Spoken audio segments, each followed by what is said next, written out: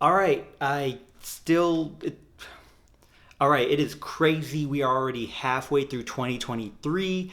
It feels like New Year was just a couple months ago, but it was 6 months ago.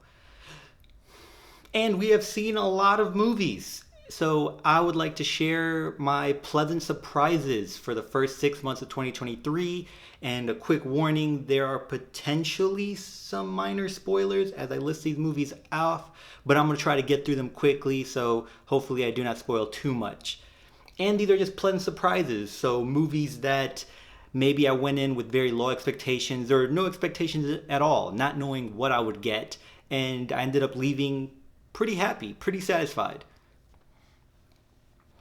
These movies are in no particular order except for the last two, which I will let you know once I get there. First off, we have The Pope's Exorcist. Russell Crowe is funny. This is about the exorcist that works just directly for the Pope doing an exorcism for a possession. This is a good thriller. It is predictable. I mean, it's a possession movie, it is an exorcist movie, so you can kind of see where things are going, what will happen. And it has the typical boxes that it's checking.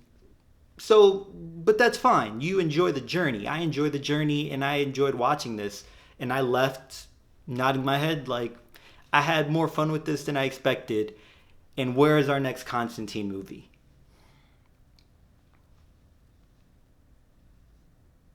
Next up, we have Plane, who.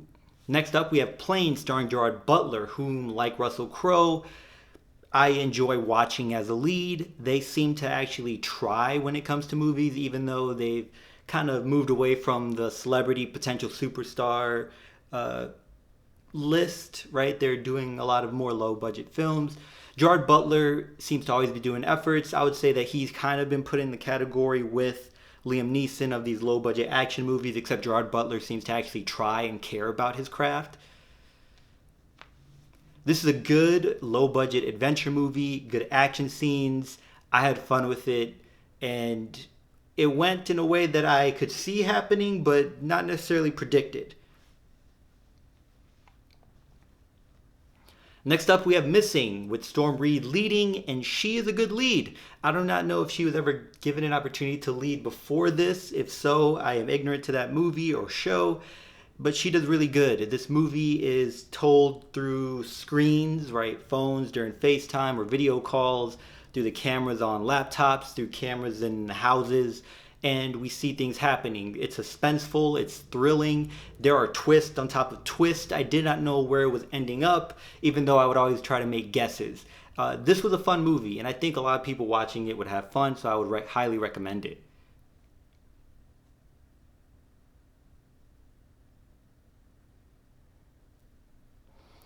Now we have Operation Fortune Rue de Guerre, which I forgot what it means, doesn't matter.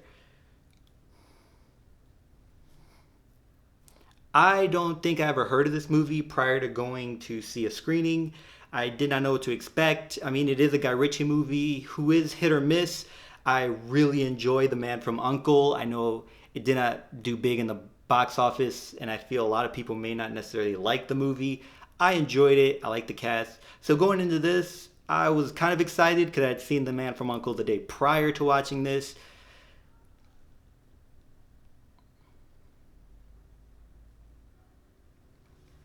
Who would have known this would be such a fun movie? It does start off shaky, but once it gets its legs going, once it finds its balance, this movie guns forward. It is great. I enjoyed it. I had fun. Next up, then now we have our final two, and these two are, I would say, are movies that I really recommend checking out. First, we have Are You There, God? It Is Me, Margaret.